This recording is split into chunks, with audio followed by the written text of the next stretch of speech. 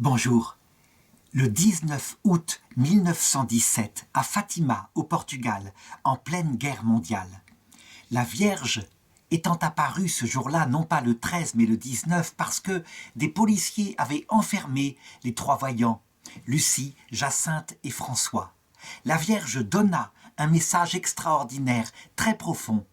Elle dit ceci: « Beaucoup d'âmes vont en enfer parce qu'elles n'ont personne qui se sacrifie et qui prie pour elles. » Eh bien, cette petite phrase très mystérieuse que j'interpréterai tout à l'heure au cours de cette vidéo, 4 ans avant, était morte, je dirais, la bienheureuse, la vénérable Marie Potter. Alors, Marie Potter, à ne pas confondre avec Harry Potter, et je dirais les reliques de la mort. Le nom tout de même a un rapport, ce qui fait que, on peut le dire, il y a sans doute un jeu de mots, quelque chose comme ça, de la part de Dieu, parce que je pense que J.K. Rowling ne pensait pas, ne savait pas qu'elle existait, à moins que, parce que Marie Potter est une petite Anglaise. Le chapitre de la vie qu'elle a écrit n'a rien à voir avec le roman de J.K.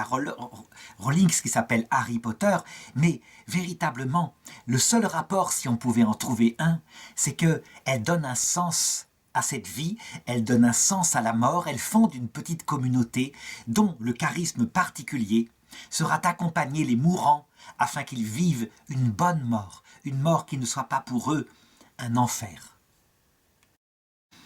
Marie Potter est donc née le 22 novembre 1847 à Newington, au sud de Londres. Et c'est une jeune femme, sa maman, qui cherche la vérité, qui la cherche de tout son cœur. C'est l'époque où il y a des Anglais qui, regardant un peu le côté pépère, le côté institutionnel de l'église anglicane, essayent de chercher un renouveau de sainteté, et elle va le trouver dans l'église catholique. Il s'avère que son mari, qui lui est un anglican fervent, un épiscopalien, lorsqu'il voit sa femme qui se convertit au catholicisme, il entre dans une grande colère et il va l'abandonner, il va partir en Australie et jamais, jamais, eh bien, Marie Potter ne connaîtra son père. Il ne reviendra jamais. La famille de Marie sera assez connue par la suite. Par exemple, son frère qui s'appelle William, eh bien, sera le fameux champion d'échecs qui, à cette époque-là, sera très célèbre en Angleterre. Madame Potter doit donc élever toute seule 5 enfants, avec un grand courage à une époque où il n'y a pas d'aide sociale. Eh bien, elle va prendre la vie en main, et on va l'appeler, c'est le surnom qu'on va lui donner, Reine Victoria. Pourquoi? À cause de son autorité sur sa smala, la façon dont elle joue le rôle de père et de mère, dont elle leur communique aussi sa foi chrétienne et son amour pour la très sainte Vierge Marie. Évidemment, malheureusement, elle fait du mieux qu'elle peut et elle le fait comme une maman, et comme une maman qui donc n'a pas forcément la connaissance que tout enfant, surtout la dernière, la petite dernière qui est l'idole de la famille, la petite poupée de la famille.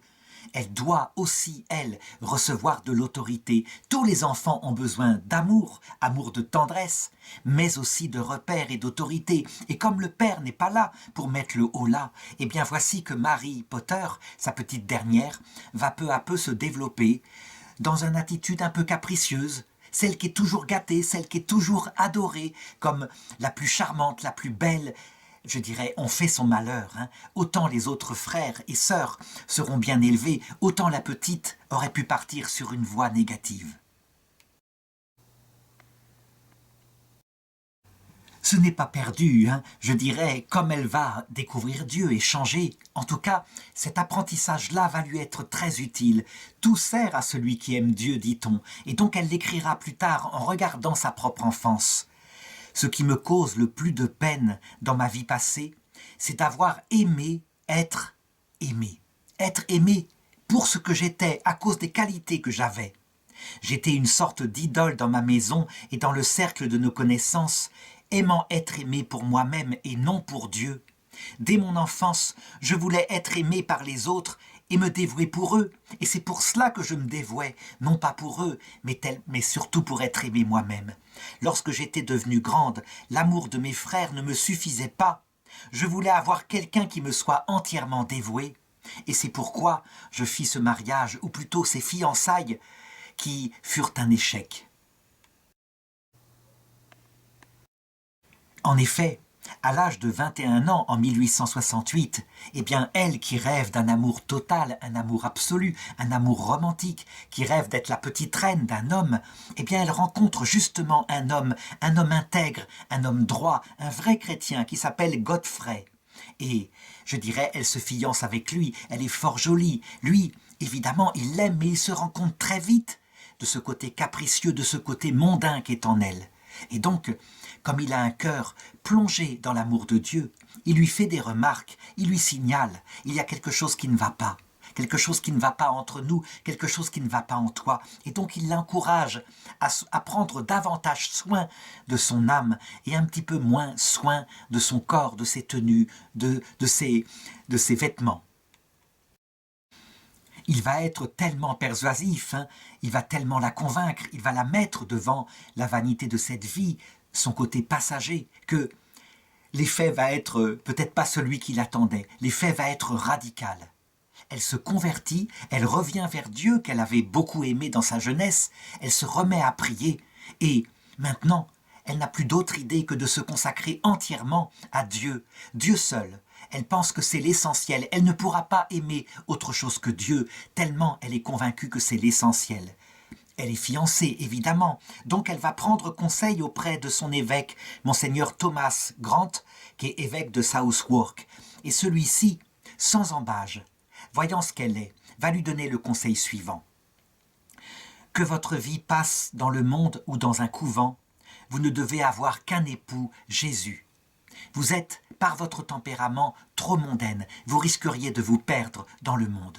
Et donc, il l'invite à rompre ses fiançailles avec Godfrey. Je ne sais pas si son fiancé va prendre ça bien. Peut-être avait-il le cœur assez large pour voir que Jésus avait sur elle, je dirais, des vues, et donc que manifestement, elle devait le suivre. Toujours est-il que elle prend sa décision en main et malgré sa mauvaise santé, depuis sa jeunesse, elle a des problèmes cardiaques et aussi des problèmes de toux. Malgré sa mauvaise santé, eh bien, elle décide d'entrer chez des religieuses qui s'appellent les Sœurs de la Miséricorde à Brighton. C'est une congrégation religieuse qui n'est pas très ancienne.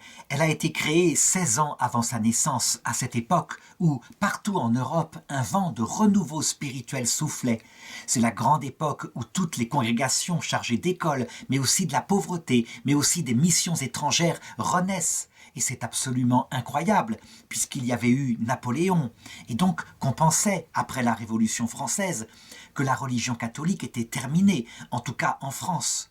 Ça ne va pas être le cas. C'est quelque chose de surprenant que ce 19e siècle, le siècle du plus grand renouveau dans l'histoire de l'Église. Toujours est-il qu'elle devient une novice modèle, elle vit sa vie religieuse, elle a choisi un ordre qui s'occupe des plus pauvres. Elle va vivre ce noviciat pendant à peu près 1 an. Elle revêt même l'habit et reçoit le nom de sœur Marie-Angèle. Cependant, elle présume sans doute trop de ses forces, elle veut suivre chaque point de la règle et, véritablement, elle va tomber malade gravement, au point d'être au bord de la mort. Est-ce que sa maîtresse des novices leur a laissé faire trop de choses? C'est possible.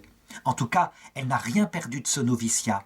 Les religieuses, quant à elle, elles la renvoient à sa maison, parce qu'elle doit guérir absolument, quitte à la reprendre plus tard peut-être, si elle va mieux.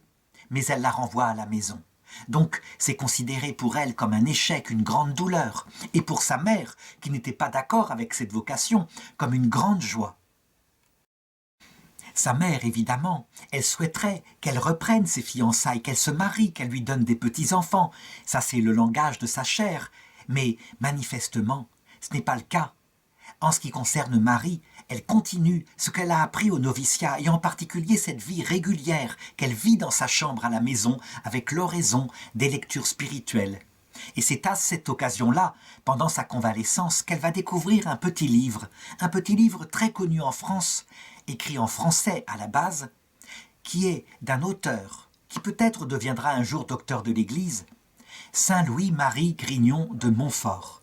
Il s'agit du traité de la vraie dévotion à Marie, un traité qui parle non seulement de la relation qu'on doit avoir à Marie, mais qui se fait prophétique et qui dit que vers la fin du monde se lèveront des prophètes qu'auront Marie dans le cœur et qui répandront partout la douceur de l'Évangile à travers le filtre de Marie dans le monde entier. Elle est tout de suite convaincue par la richesse de cette spiritualité, par l'idée que, en se consacrant en confiance à Marie, certes, on passera par des croix, mais que ces croix seront beaucoup plus légères. Cette chose-là avait été racontée par un père de l'Église, quelqu'un d'ancien, et c'est saint Alphonse de Liguori qui l'avait raconté, cette histoire. Il avait vu qu'il y avait 2 échelles qui montaient au ciel. L'échelle rouge, celle de Jésus, et l'échelle blanche, celle de Marie. L'échelle rouge était faite pour les hommes virils, les hommes qui prenaient des grandes pénitences sur eux, des hommes forts. Ils la montaient, elle avait des barreaux qui étaient comme aiguisés, ils s'y coupaient les mains et les pieds. Et souvent ils tombaient lourdement sur le sol avant de se relever piteux et de reprendre comme ils le pouvaient cette échelle, plus doucement. C'est l'échec des grandes âmes, des ascètes, des athlètes de Dieu. Et puis, il y avait l'échelle des petites âmes, des âmes fragiles, des âmes au cœur sensible, une échelle blanche, aux barreaux très doux. Et elle voyait, ce père de l'Église plutôt voyait que les gens y montaient et qu'ils arrivaient au ciel avec le cœur préparé de la même façon, mais par la méthode de la Vierge Marie, une méthode beaucoup plus maternelle. Et donc elle se consacre à la Vierge Marie en toute confiance. Elle ne le regrettera jamais, je vais le raconter dans cette vidéo. Elle va aussi plus loin. Puisque c'est ce livre, le traité de la vraie dévotion à Marie, a été traduit en anglais, elle se dit qu'il faut un commentaire. Et donc elle va passer sa guérison à écrire ce commentaire qui s'appelle « The Path of Mary », le chemin de Marie, dont la teneur est résumée par cette petite phrase que je vais lire, ce petit paragraphe. « Aime ce cœur de Marie, consacre-toi à lui, que tes souffrances, tes actions, tes paroles, tout ton être renouvelle sur cette terre la vie de Marie. Pour cela, tu dois étudier Marie. Pour l'étudier, tu dois entrer dans son cœur et en observer le fonctionnement. » Qu'est-ce qui caractérise le fonctionnement du cœur de Marie en comparaison du cœur de Jésus, qui lui est complémentaire, qui d'ailleurs, à cette période-là, était apparue à la rue du Bac, et elle avait laissé la médaille miraculeuse qui porte sur son verso les 2 cœurs unis de Jésus et de Marie.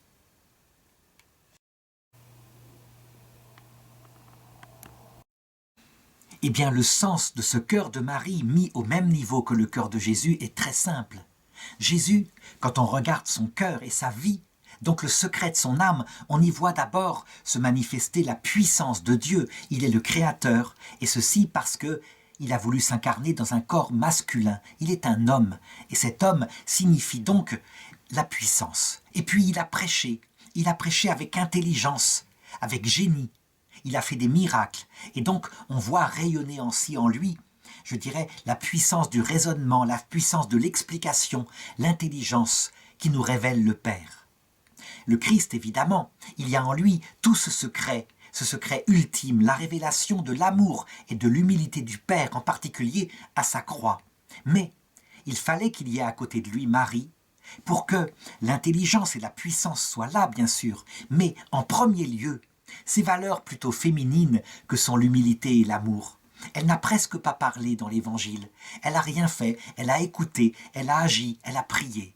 Et donc, Saint Maximilien Kolb, un grand théologien de Marie, mort pendant la Seconde Guerre mondiale à Auschwitz, il avait dit « Si l'Esprit Saint avait dû s'incarner, il serait devenu la Vierge Marie. La Vierge Marie n'est qu'une petite personne humaine, certes, mais s'il avait dû s'incarner, il serait devenu la Vierge Marie. » Ça dit tout.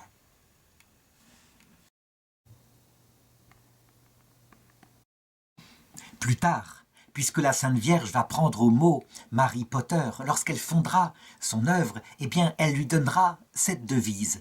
Un dans le cœur de Marie, un dans le cœur de Marie. C'est presque la devise de Jean-Paul II qui lui avait pris « Totus tuus, tout à toi, Marie ».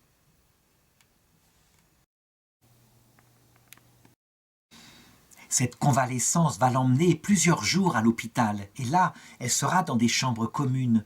Elle verra le passage dans l'autre monde de personnes que personne n'assiste. Il n'y a pas de prêtre qui passe.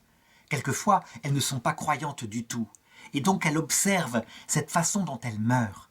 Et parfois, elle constate que la mort, sans aucun secours, sans le secours de la religion, est un véritable enfer. Les personnes sont désespérées et personne ne vient leur redonner un tout petit peu d'espérance en leur disant « Mais non, ce n'est qu'un passage, tu ne vas pas tomber dans un trou profond, le néant.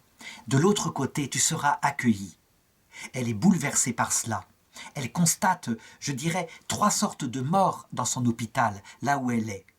La mort de ceux qui n'ont pas du tout la foi, qui sont matérialistes, et il y en a à cette époque-là.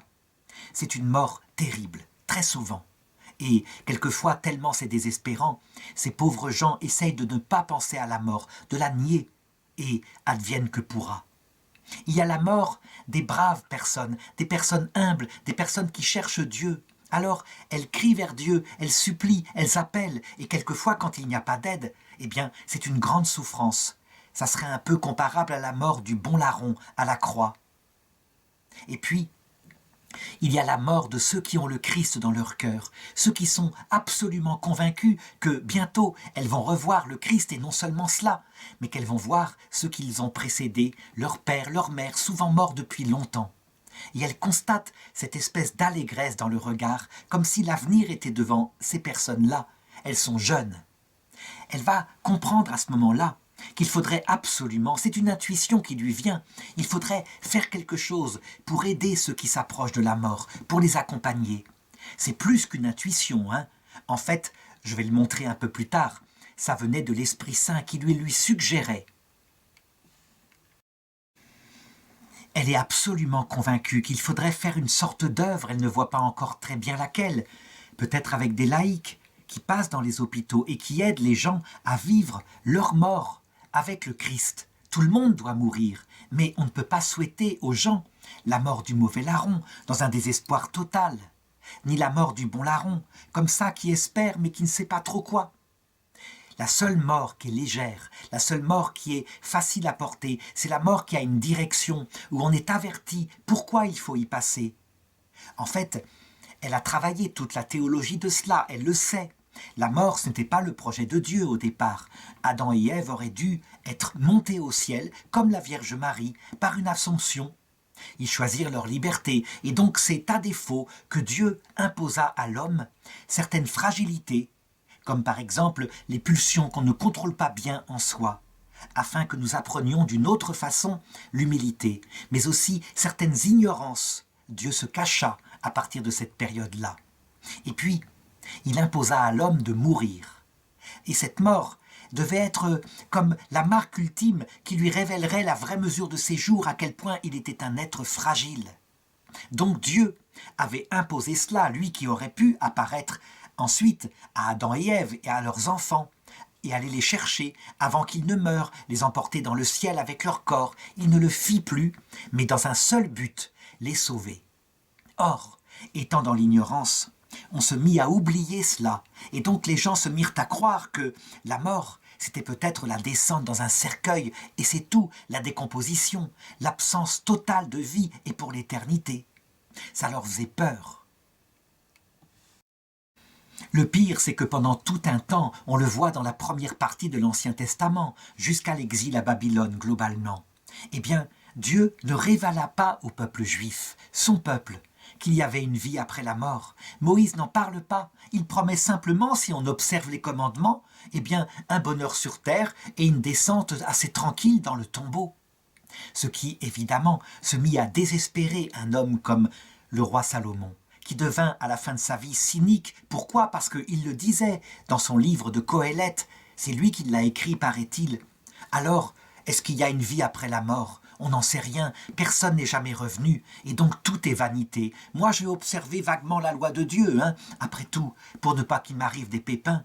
Mais de toute façon, tout est vanité. Et puisque je peux boire, eh bien je vais me mettre à boire. C'est amusant, autant en profiter. C'est un livre profondément désespéré que le livre de Qoéleth. Et donc, cette sagesse-là ne plaisait pas à Dieu.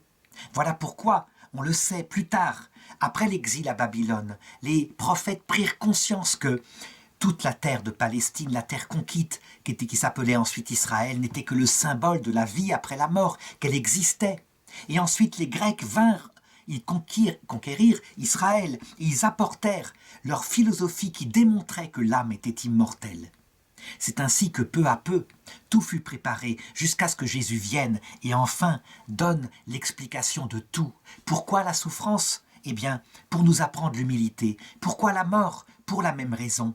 Pourquoi Dieu ne se révèle-t-il pas à certains? Eh bien, parce que par leur mort terrible, leur mort de mauvais larron, la noix dure de leur cœur est cassée et ils peuvent quelquefois être sauvés par l'humilité. Donc, il y a tout un apostolat dont Mary Potter prend conscience et ça devient pour elle presque une certitude. Elle se fait toutes ces réflexions théologiques, elle les approfondit et elle le fait avec son cœur féminin, elle le fait avec beaucoup de piété. Et donc peu à peu, elle va établir cette théologie-là autour de 3 dévotions qui vont la marquer particulièrement et qu'elle communiquera ensuite à la communauté religieuse qu'elle va fonder.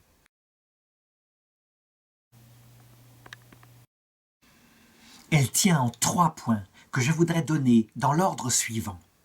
Premièrement, la grâce du Saint-Esprit doit venir dans notre cœur. Il faut absolument que l'Esprit Saint, qui est l'amour, la douceur en Dieu, la personne du Saint-Esprit qui est l'amour infini entre le Père et le Fils, on ait sa présence dans le cœur, qu'on en reçoive la présence de manière à comprendre le reste. Si on ne comprend pas que Dieu est amour, que tout ce qu'il fait, c'est pour nous sauver, alors rien n'a plus de sens. Deuxièmement, la présence de la Vierge Marie, c'est très important. Elle concrétise cet Esprit Saint. Elle le rend présent véritablement, je dirais, dans sa douceur. On doit savoir que la Vierge Marie, en la contemplant, on a accès à ce secret ultime du cœur de la Trinité. Le Père et le Fils, en s'aimant mutuellement, c'est le Saint-Esprit. Et donc, c'est le secret du cœur de Dieu. Voilà la base. On évite, en ayant ce regard central sur l'Esprit Saint dans le cœur, sur la Vierge Marie, eh bien, on évite la tentation qui, à cette époque-là, est très très dangereuse dans l'Église catholique. La tentation du jansénisme, et chez les anglicans, celle du puritanisme, qui consiste à dire que Dieu n'est pas si amour que cela, après tout. Il l'est pour un temps, mais attention, ça va pas rigoler. Il vient surtout comme un juge terrible pour condamner ceux qui n'ont pas cru en lui, pour quasiment les damner en quantité. Ça ne peut pas être comme cela. Dieu ne peut pas être comme cela. Il ne peut être que d'abord notre avocat. Cependant, fondé sur ces 2 points essentiels, alors, on peut regarder le 3e, affronter le mystère, celui qui est fait pour les adultes dans la foi, à savoir le sang précieux de Jésus, le sang qu'il a versé à la croix. Ce terrible secret de sa crucifixion, de son agonie, de son cri vers le Père, de sa souffrance, qui nous parle de notre propre croix. C'est en fait le mystère de la souffrance. Si on veut comprendre la croix, ce n'est pas un acte de sadisme, ce n'est pas ça. C'est véritablement la façon dont objectivement, réellement, sans qu'il n'y ait plus de doute, on comprend maintenant que Dieu est amour. Il n'y a pas de plus grand amour que de mourir pour ceux qu'on aime. Or, il est mort pour nous qui ne l'aimions pas encore. C'est un amour plus fort, il est mort pour des ennemis que nous étions à cette période-là. Et de son cœur percé est sorti le sang et l'eau. Le sang et l'eau que on pourrait interpréter peut-être comme une menace. C'est violent. Mais quand on regarde l'Esprit Saint, qu'on comprend que le sang, c'est le symbole de l'amour infini et de l'Esprit Saint, que l'eau, c'est le symbole de l'humilité, et Marie le révèle tellement de manière belle. On comprend que c'est la révélation ultime. On ne peut pas se tromper.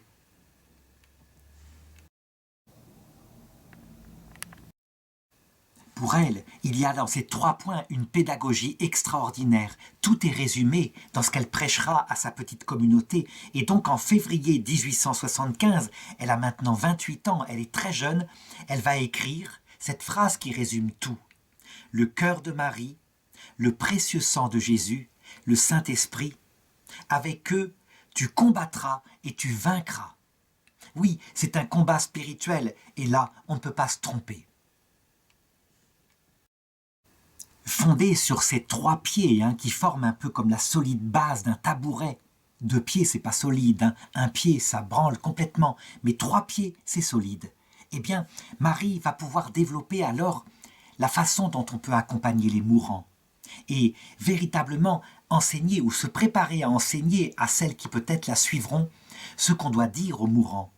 Et ce qu'on doit dire, eh bien ça tient en un mot, l'espérance théologale. Mot qui est très très mal choisi parce qu'il semble dire « j'espère vaguement, mais peut-être que c'est pas vrai ». Non, il faudrait plutôt parler de certitude théologale absolue, de ce qui va arriver bientôt, à savoir que la mort, c'est la rencontre avec Jésus. Ce n'est pas du tout triste, c'est juste un passage qui a une certaine durée. On traverse un voile, et tout de suite après, si notre cœur est prêt, on est accueilli, en général en premier, par notre ange gardien. Il est accompagné de la Vierge Marie, si on l'a prié ne serait-ce qu'une fois dans notre vie. Et puis viennent nos proches décédés. Si on a aimé tel ou tel saint, il est là, elle est là. Et il nous présente le Christ, notre Dieu, d'où émane de lui cette lumière absolue qu'est l'Esprit Saint. Son propre esprit, c'est l'Esprit Saint.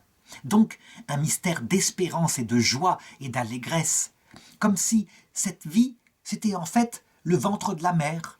On est dans le noir et on croit que c'est là seulement qu'il fait chaud. Que la mort, c'était l'accouchement. Et que de l'autre côté de la mort surgit la lumière, et les chats et les chiens, et la beauté des feuilles, des arbres, et le ciel bleu. Bref, un monde extraordinaire qu'on ne peut même pas comparer à la tristesse de cette terre. Alors, arrivé ici, je voudrais m'arrêter un instant pour commenter ce que j'ai mis au début de cette vidéo, cette phrase de Notre-Dame qu'elle prononcera 4 ans après la mort de Marie Potter. Beaucoup d'âmes vont en enfer parce qu'il n'y a personne qui prie et qui se sacrifie pour elles. Je voudrais rappeler d'abord le contexte de ce qu'il en est. Nous sommes donc le 19 mars 1917. Lucie et François et son frère Jean sont allés paître le troupeau dans la montagne. Et là, ils ont cette espèce d'impression, cette certitude que la Vierge va venir. Elle n'était pas venue le 13 août à cause du fait qu'ils étaient en prison. Ils vont donc vite chercher la 3e petite fille, Jacinthe. Elle arrive et la Vierge effectivement leur apparaît et commence par leur dire ceci. « Je veux que vous continuiez d'aller à la Cova di Aria le 13 et que vous continuiez à réciter le chapelet tous les jours. Le dernier mois, je ferai le miracle afin que tous croient. S'il ne vous avait pas emprisonné en ville, le miracle aurait été plus connu. » Cette phrase-là, je voudrais la commenter pour bien montrer une sagesse étrange de Dieu, mais absolument étonnante, qui ne se comprend qu'à la lumière de ce qu'a médité Marie Potter. Oui, on le sait, Dieu pourrait, de sa propre initiative, apparaître à chacun d'entre nous, nous donner à chacun une petite apparition maintenant de notre ange gardien ou de la Vierge Marie. C'est ce que nous ferions, nous. Ça permettrait immédiatement que tout le monde croie. Dieu ne le fait pas, et donc laisse sur des circonstances extérieures qui ne sont pas de la faute des enfants. Elles ont été attrapées par la police et par le gouvernement franc-maçon qui a voulu leur faire avouer qu'elles mentaient. Eh bien, Dieu laisse faire que ça se fasse moins bien. Ça veut dire qu'il y aura moins de personnes, je dirais le 13 octobre, le jour du grand miracle du soleil. Pourquoi cela ? Eh bien, en fait, certaines personnes, comme par exemple justement les mauvais larrons qui ont arrêté les enfants, ils ont besoin d'une autre croix que la croix de Jésus pour être sauvés. Ils ont parfois besoin de passer par la croix du mauvais larron. Donc une croix sans espérance. Ils sont là, très orgueilleux. Ils ricanent en disant « mais nous n'avons pas besoin de Dieu ». Il faut que Dieu les laisse passer et boire jusqu'au bout la conséquence de leurs actes. Pour les perdre, pas du tout. Pour les sauver. La croix est beaucoup plus dure, c'est désespérant, mais du coup, c'est la seule façon de casser en eux leur orgueil et leur morgue. Ce qui fait que, je dirais, tout humilié, après être passé par la peur du néant, alors qu'ils ne crânent plus puisque la mort est là, alors le Christ peut leur apparaître. Et la surprise est tellement grande, en comparaison du désespoir qu'ils ont vécu, qu'ils se jettent dans ses bras et ils sont sauvés. Donc, Dieu sait ce qu'il fait. Sa pastorale est intelligente et nous le verrons dans l'autre monde. Alors, commentons maintenant la fin de cette apparition-là. Lucie dit à la Sainte Vierge « Je voudrais vous demander la guérison de quelques malades. » Et la Sainte Vierge lui répond « Oui, j'en guérirai certains dans l'année. » Puis d'un air triste « Priez, priez. Faites des sacrifices pour les pécheurs, car beaucoup d'âmes vont en enfer parce qu'elles n'ont personne qui se sacrifie et prie pour elles. » Et elle disparut en s'élevant en direction du soleil levant.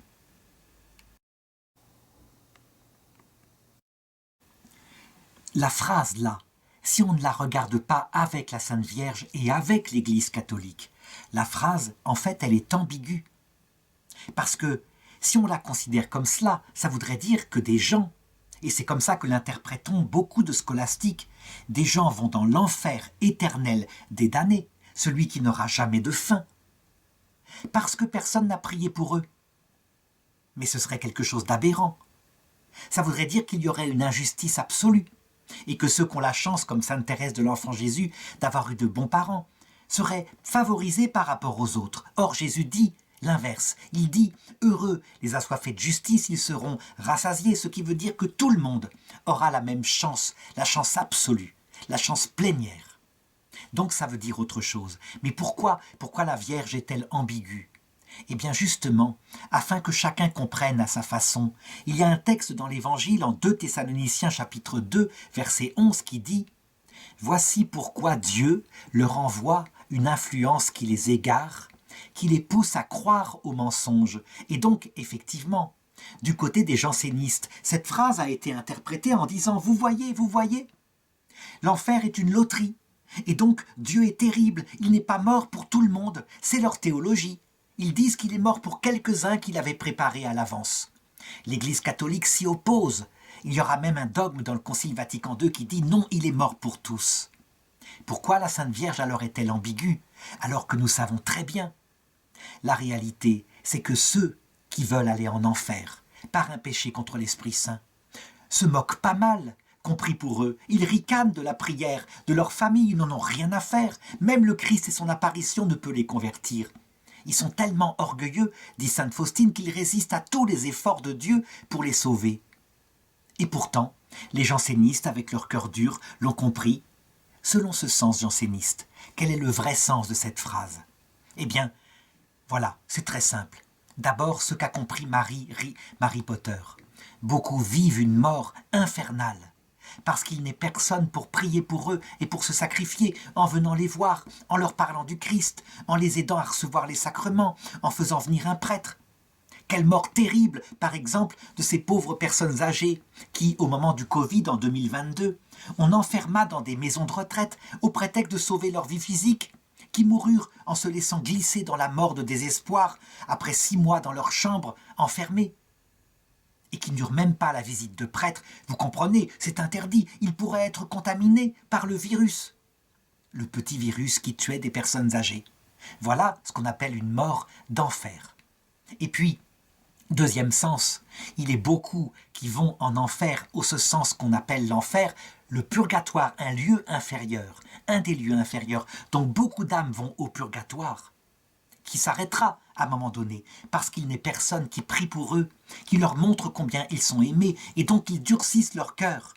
Et de l'autre côté, après avoir été très méchants, ils se repentent, certes, mais ils doivent tout rembourser, acquérir l'humilité aussi, dans un autre purgatoire qui suit leur jugement individuel. Voilà le vrai sens. Marie Potter va le comprendre profondément et elle va saisir qu'il y a là une œuvre à faire. Une œuvre extraordinaire, évidemment. Et si elle est extraordinaire, alors il ne faut pas se faire d'illusions. C'est qu'elle déplaît aux démons. Et donc, je voudrais raconter maintenant comment Marie, dans cette œuvre qu'elle va vouloir créer, va être attaquée de tous les côtés possibles. Par le démon, par son prochain, sa propre mère, mais aussi, et c'est ça qui est le plus terrible, par des membres de l'Église. En tout cas, elle écrit de plus en plus son intuition et elle a ce texte par exemple magnifique quand elle dit « Regardez, même le Christ n'est pas mort seul. Certes, il y avait 2 bandits, un à gauche, un à droite, l'un l'insultait, l'autre lui demandait secours, mais il n'est pas mort seul.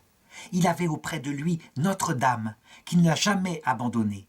Et Notre-Dame qui était là était aussi présente pour le mauvais larron et pour le bon larron qu'elle a porté dans leur agonie. Voilà pourquoi, comme Notre-Dame, il faut prier pour ceux qui meurent abandonnés ou isolés, dans la misère ou dans le péché. Elle peaufine sa réflexion, elle la met véritablement par écrit. La maladie, évidemment, commence à reculer, elle va mieux. Elle commence à penser comment elle en parlera à son évêque. Elle écrit par exemple dans son carnet « Le premier commandement de la loi, c'est d'aimer Dieu par-dessus toute chose. » Et c'est vrai, mais le second commandement lui ressemble, c'est d'aimer son prochain comme soi-même. Et pourquoi pourrais-tu dire que tu aimes ton prochain comme toi-même si tu le voyais seul et sans soin en train de mourir et que tu ne l'assistais pas? À travers le monde, des âmes sont en train de mourir, de périr, de tomber dans l'abîme sans fond d'où on ne peut pas sortir. Avant qu'il ne soit trop tard, est-ce que tu ne vas pas élever un cri vers le ciel pour demander miséricorde? Mets-toi à genoux, prie, supplie, attire la miséricorde de Dieu sur ces pauvres âmes en détresse. Manifestement, cet appel, elle en est convaincue, vient de Dieu. Ce n'est pas seulement son imagination. Il faut faire cela. Et donc elle l'écrit, alors qu'elle est encore alitée. Je me sens une responsabilité. Des pécheurs sont en train de mourir. Des âmes faites à l'image de la Sainte Trinité se perdent.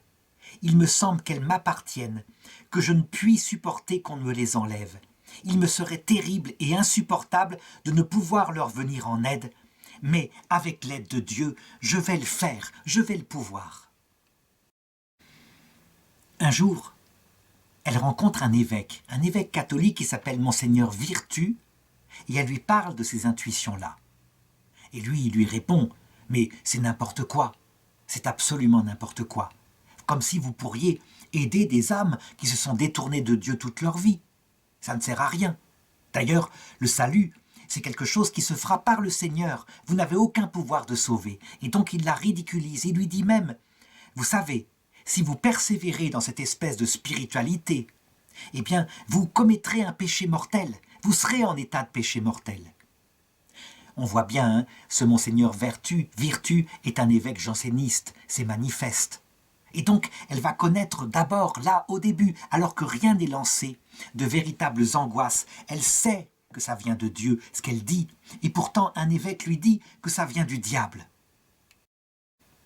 Elle supporte cela, et donc on le voit, ça commence à être vécu comme dans la souffrance, cette chose-là, ce qui est plutôt bon signe en général. Le Seigneur va évidemment, comme il le fait, il en a la puissance, eh bien, la libérer de Monseigneur Virtu, voici que celui-ci est envoyé par ses supérieurs travailler en un autre lieu. Donc il ne peut plus la conseiller, il n'est plus son père spirituel. Elle va rencontrer un autre prêtre, un père mariste, l'abbé Édouard Sellet, qui lui accepte de prendre sous sa responsabilité cette œuvre qui lui paraît venir entièrement de Dieu. Ça lui paraît plus qu'évident. Et donc elle souhaite obtenir la bénédiction de sa mère avant de se lancer là-dedans. Mais sa mère va répondre « Mais c'est n'importe quoi, ma fille. Mais tu continues, tu persévères dans tes idées. » Et elle refuse absolument de lui donner sa bénédiction. Sa mère, qui est une forte personnalité, la reine Victoria, je l'avais dit tout à l'heure, elle va même commencer à lui faire une guerre, en disant « T'as tout de même Monseigneur Virtu qui t'a dit que ça n'était n'importe quoi. Tu te fais des idées, ma fille. Tu pars dans un délire mystique. » Et c'est évidemment source d'angoisse qui s'augmente dans son cœur. Un jour, en janvier 1877, elle a déjà 30 ans, elle va à Brighton avec Marguerite, sa belle-sœur, pour la journée. Et puis, elle doit revenir à la maison et reprendre son logement chez sa mère. Et là, alors qu'elle prend le train, soudain, elle réfléchit et elle se dit « Mais je me dois aux affaires de mon père. » Elle pense à ce que Jésus a fait lorsqu'il avait 12 ans, qu'il a quitté ses parents. Et qu'après il s'est étonné en disant à sa mère « Pourquoi me cherchiez-vous? Ne saviez-vous pas que je me dois aux affaires de mon père ?» Elle éprouve une grande paix, l'intuition lui vient, il ne faut pas qu'elle rentre à sa maison. Et donc, au lieu de reprendre le train et de rentrer à Portsmouth, chez sa mère, eh bien, elle s'en va, elle va habiter ailleurs. Sa mère, qui ne la voit pas rentrer le soir, évidemment, entre dans une grande colère. Qu'est-ce que c'est que cette histoire-là?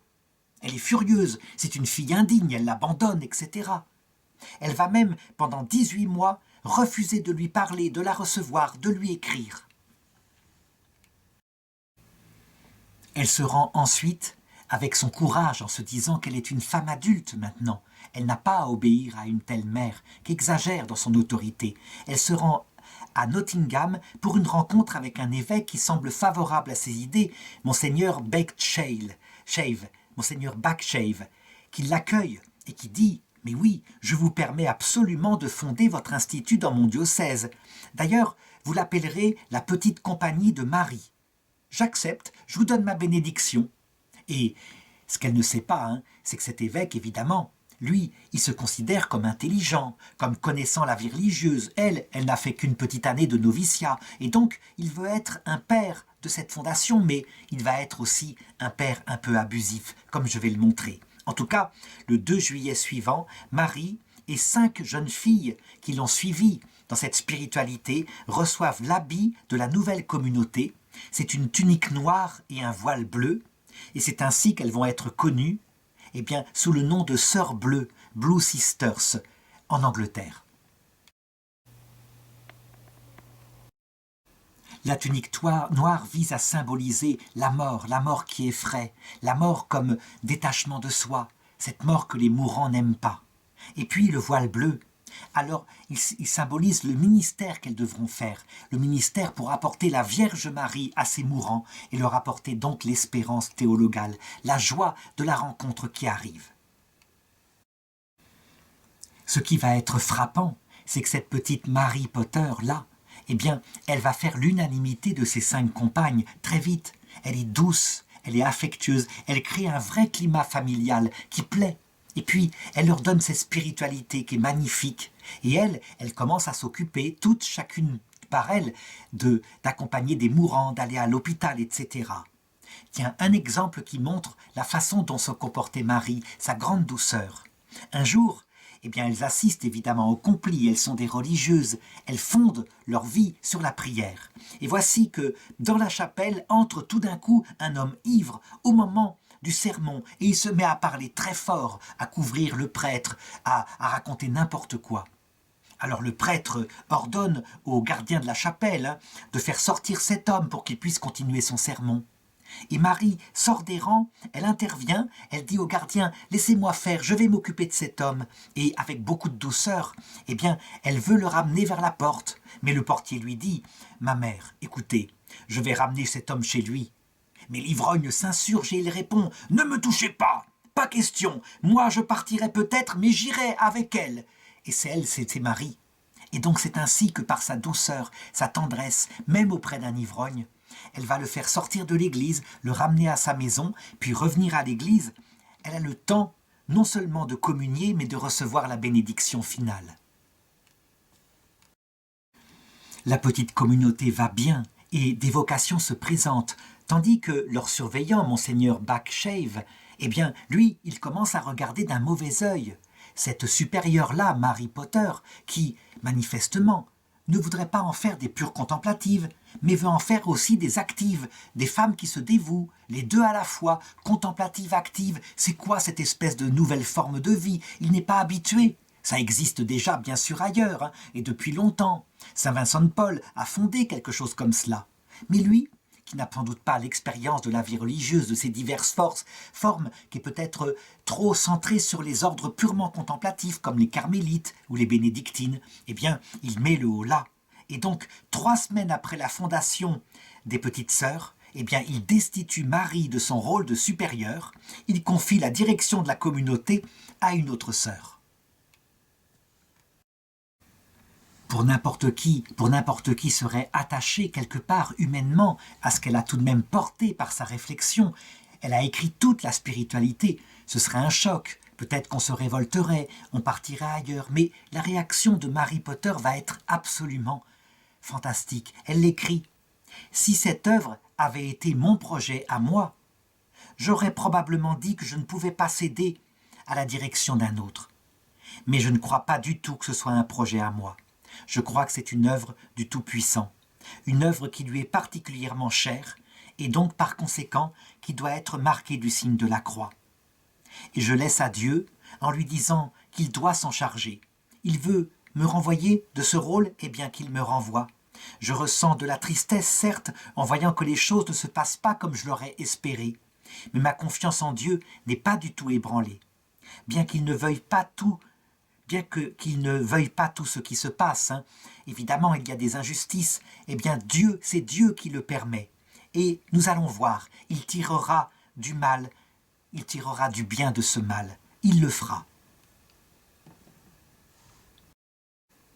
Il faut le reconnaître, Mary Potter a véritablement une foi absolue en Dieu et aussi la certitude que cette chose, cette intuition qu'elle a eue, venait vraiment de Dieu. C'est extraordinaire son comportement. L'évêque qui est là, qui tout de même a permis la naissance de cette petite congrégation, la Compagnie de Marie, en même temps devient une sorte de tyran domestique quelque part. À un moment donné, il prend une autre décision étrange. Il faut une maîtresse des novices parce qu'il y a des entrées. La nouvelle supérieure, évidemment, est là, très humble aussi. Elle sait très bien que la fondatrice, c'est Mary Potter. Eh bien, l'évêque confie à Mary Potter le rôle de maîtresse des novices, mais avec des conditions qui sont complètement aberrantes. Ça veut dire qu'elle peut les enseigner abstraitement de doctrine, la spiritualité générale de l'ordre, mais elle ne doit recevoir aucune de leurs confidences. Elles ne peuvent pas se confier à elles pour leur dire leurs difficultés, par exemple, eh bien pour s'adapter à la vie, à la règle. Et elle-même ne doit jamais donner aucun conseil concret. Elle est donc bornée à une sorte d'enseignement abstrait, universel, général. C'est aberrant. Une maîtresse des novices ne peut pas. Ça se passe dans le cœur à cœur. Il y a certes des enseignements généraux, mais il y a aussi, je dirais, des conseils concrets. C'est une évidence. Et donc, au bout d'un certain temps, d'abord elle se soumet, elle essaye comme elle le peut. Mais très vite, les sœurs sont angoissées, lui demandent des conseils, voudraient qu'elle parle, elle ne peut pas. Et donc elle va voir l'évêque, elle lui dit que c'est impossible, et lui, tout simplement, du jour au lendemain, la décharge de son rôle de maîtresse des novices. Elle ne l'a pas du tout provoqué, elle est venue le trouver, on a même le récit de ce qu'elle lui a dit. Elle est très délicate, elle lui dit « Monseigneur, il me semble que pour se vaincre, il faut descendre jusqu'au détail. Il ne faut pas regarder que les choses d'une manière vague ou prendre des résolutions en général, mais plutôt s'appliquer avec résolution au cas particulier, à ce que demandent les petites sœurs, et accepter qu'on leur montre là où elles ont failli. » Tout cela, évidemment, est très choquant pour Marie, mais qui n'en dit rien, qui garde tout dans son cœur. Et évidemment, comme elle a une grande sensibilité, elle somatise les souffrances. L'évêque va tout de même lui permettre de mettre par écrit ses intuitions spirituelles. Et c'est ce que j'ai lu tout à l'heure, ça va être un document d'un prix inestimable. Heureusement qu'elle a été comme ça interdite pendant un certain temps de toute œuvre de supériorat.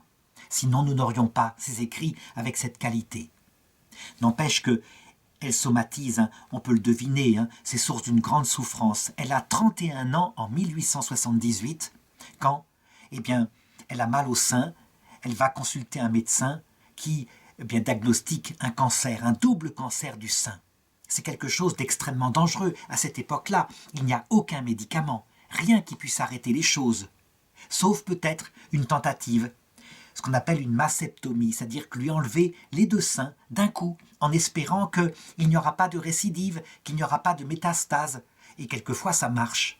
Donc, elle est opérée. Au plan symbolique, cette maladie et cette opération signifient plein de choses.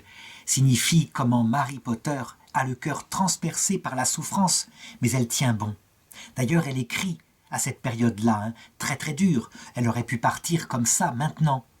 Peut-être savez-vous quelque chose des diverses croix qui ont déjà assiégé cette toute petite société de Marie, à peine née. Mais nous devons voir les choses dans la lumière de ce que notre père directeur a dit. Il m'a écrit il y a plusieurs mois pour dire qu'il s'en réjouissait, car il n'a jamais vu une œuvre venant de Dieu manquer de croix. La volonté de Dieu adoucit tout, de sorte que quand il veut qu'on travaille, nous devons le vouloir aussi. Quand il veut qu'on souffre, quand il nous appelle pour nous parler, nous devons répondre avec joie « Seigneur, nous voici ». Je voudrais justement m'arrêter un moment ici et bien expliquer de manière théologique pourquoi. Est-ce que c'est du sadisme du Seigneur? Pas du tout. En fait, la croix a le pouvoir étonnant sur une âme de bonne volonté de provoquer 3 effets. Le premier effet, qui est le plus direct, le plus immédiat, le plus visible, uniquement si la personne ne se révolte pas, si elle a une attitude, je dirais, disposée comme Marie Potter, d'humilité, elle provoque immédiatement une humilité plus profonde. Je dirais même ce qu'on appelle une kénose. Ça veut dire que Marie, en étant dépossédée de son œuvre, là, ça se voit, et de tout rôle spirituel auprès de ses sœurs, en l'acceptant, eh bien, elle meurt à elle-même. Et du coup, elle développe une sorte de liberté, de cœur qui n'attend rien si ce n'est du Seigneur. Que le Seigneur fasse réussir ce qu'il tient entre ses mains à sa façon. Pour ceux qui n'ont pas le Seigneur, l'effet peut se produire, mais c'est quelquefois beaucoup plus douloureux, comme on le voit pour le bon larron ou pour le mauvais larron. Deuxième effet, qui est purement chrétien encore, eh bien, cette capacité à nous unir au Christ, qu'a tout vécu sur la croix, l'abandon de tous ses amis, les apôtres qui n'étaient plus là, les insultes des grands prêtres, l'arrachement, lui qui était Dieu venu sur terre pour sauver les hommes, l'arrachement à sa mission, qui en fait n'en était pas un, mais il a connu la nuit de l'esprit, donc vraiment comme si le Père l'abandonnait. Il est passé par ce qu'a vécu Marie Potter. Et donc, il y a une façon d'aimer le Christ, d'aimer ses souffrances et même de l'aider à les porter. On peut diminuer les souffrances du Christ par le fait que lui, qui est Dieu, voit de telle façon, nous l'avons aidé à porter sa croix, quelquefois 1900 ans plus tard, comme Marie Potter. Troisième effet ultime, quand on a souffert, on se met à comprendre ceux qui souffrent. Fini la dureté du cœur qui consiste à regarder avec un œil sans pitié ceux qui souffrent. On est avec eux, on comprend le désespoir par où ils passent, on forge un cœur tendre pour son prochain. C'est ce qu'a vécu le Christ. C'est l'Épître aux Hébreux qui le dit, lui tout fils qu'il était, parce qu'il a souffert, a appris l'obéissance, et a été devenu, à cause de ça, il est devenu le principe de notre salut. Quand on est accueilli par lui à l'heure de la mort, c'est la première chose qu'il frappe. Il est l'un de nous, il nous comprend, il sait ce que c'est que la mort. Alors l'épreuve ne va pas durer longtemps, fort heureusement. À un moment donné, Monseigneur Backshave se rend compte que c'est un problème. La nouvelle supérieure qu'il a nommée, la nouvelle maîtresse des novices, elle s'en sortent pas. L'ordre est en train de dégénérer, la petite communauté a même connu des départs. Et donc il se dit, bon, peut-être que je m'en mêle un peu trop. Il faudrait peut-être que je leur laisse, élire elles-mêmes leur supérieur. Donc, elles peuvent se réunir en chapitre, et donc, à cette nouvelle élection, il la préside, et il n'y a rien à faire. Elle le convainc que les voix doivent se porter sur Mère Marie Potter. Il n'y a pas d'autre supérieur possible. Alors il cède, il accepte cette foi.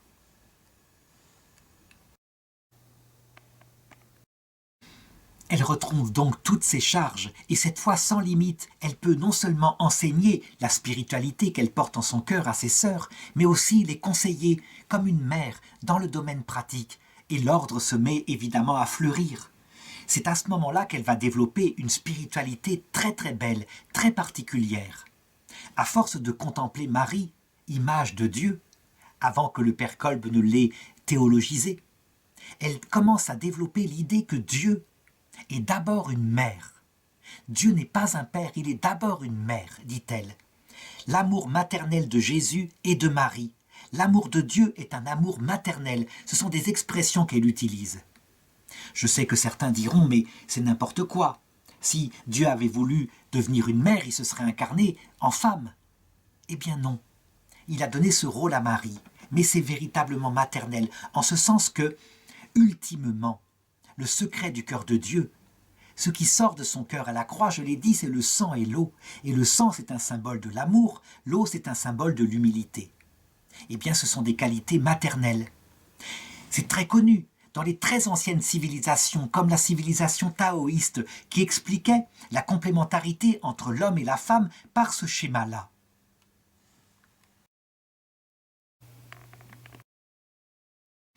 Eh bien, on le voit, s'il y a dans le cœur des mères qui est représenté en blanc, s'il y a un point noir qui est un point d'autorité, de paternité, de même que dans le cœur des pères, il y a un point blanc qui est une part de féminité dans l'homme.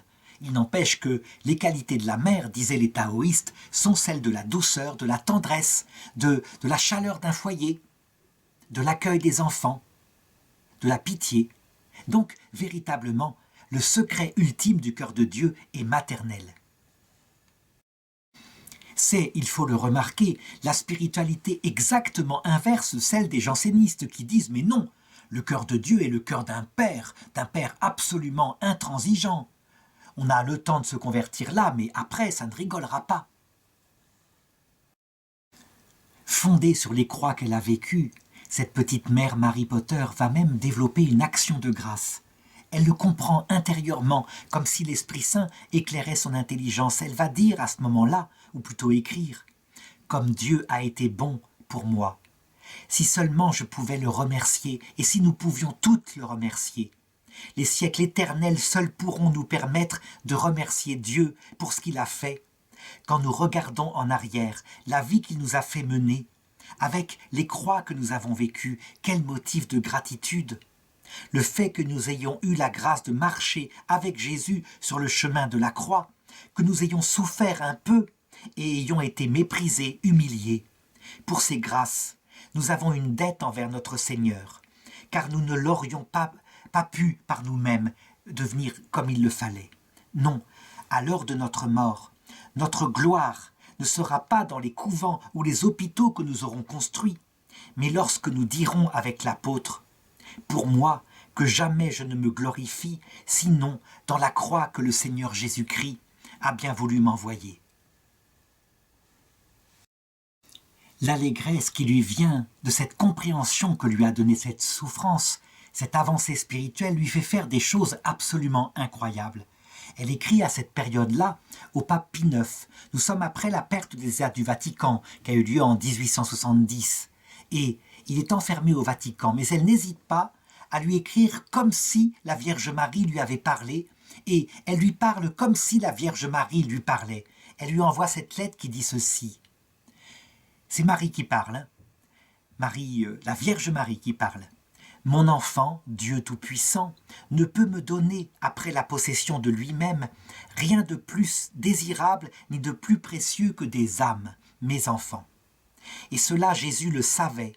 Aussi, au moment de sa mort, voulant me laisser une mesure de son amour, confia-t-il l'Église dans la personne de Saint Jean à ma protection.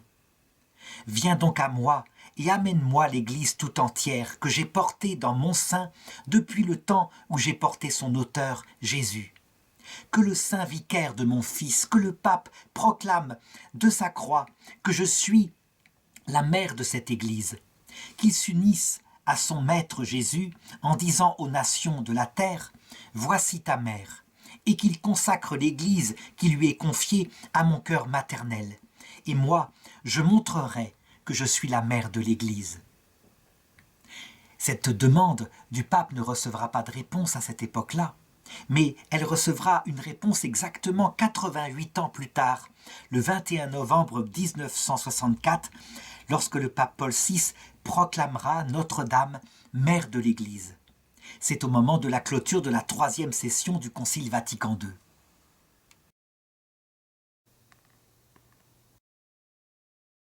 Et, petite remarque personnelle, c'est juste un mois avant ma naissance. Donc je le prends un peu comme une vocation.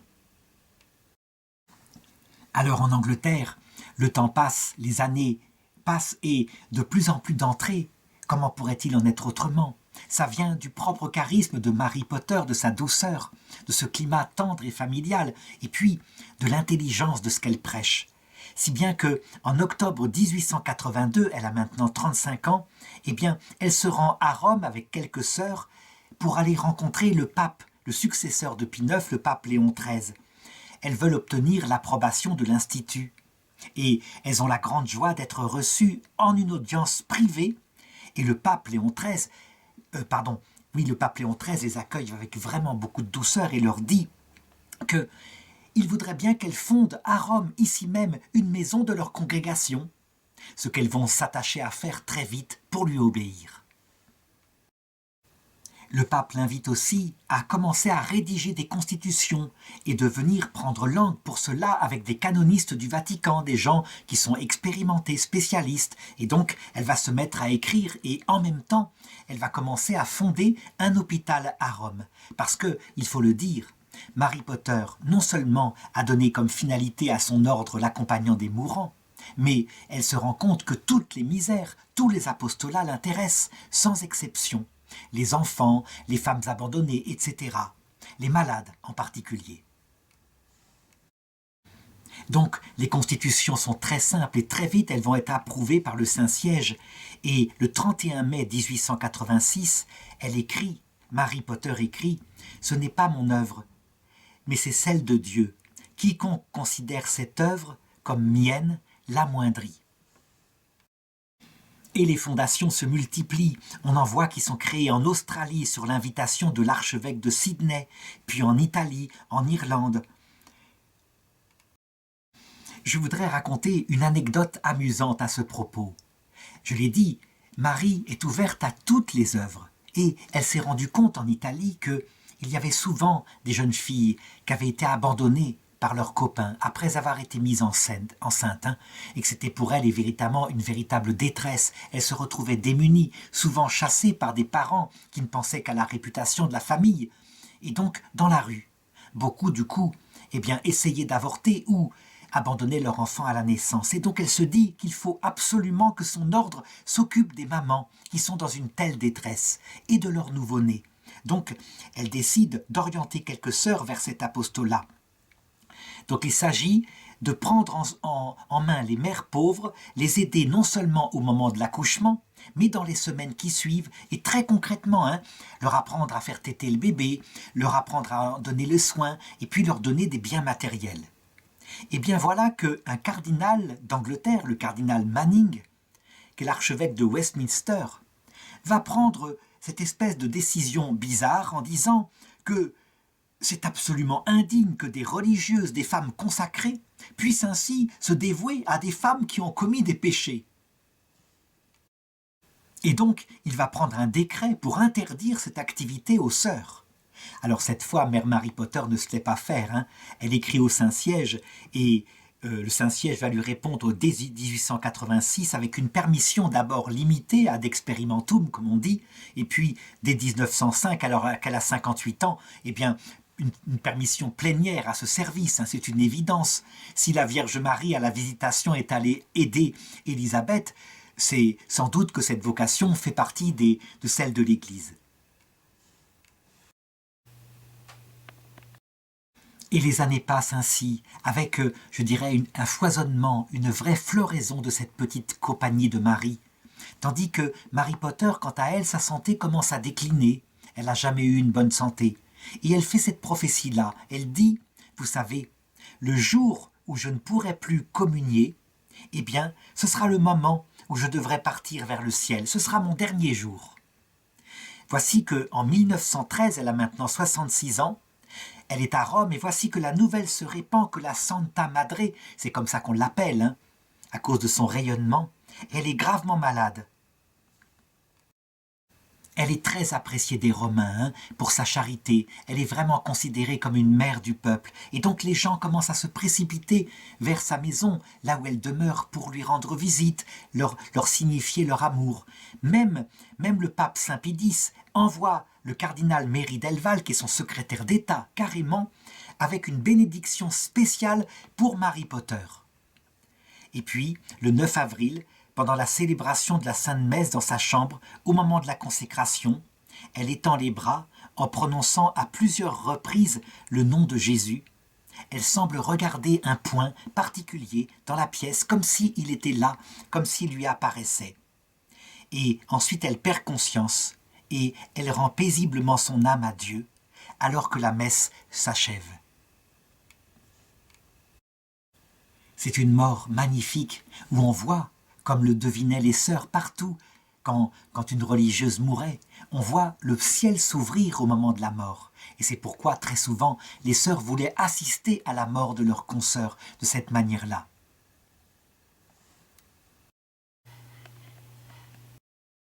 Un prêtre qui était là, qui l'avait bien connu, affirmera « La mère Mary Potter n'a fait qu'une chose dans sa vie, elle a aimé Dieu ».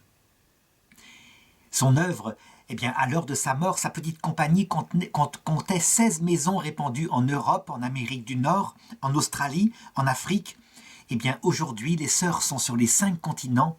Elles continuent de servir les mourants et ceux qui souffrent. Le saint pape Jean-Paul II ne va pas se tromper en ce qui la concerne. Il va hâter les choses, de manière à ce que ses vertus soient reconnues. L'enquête ne posait aucun problème.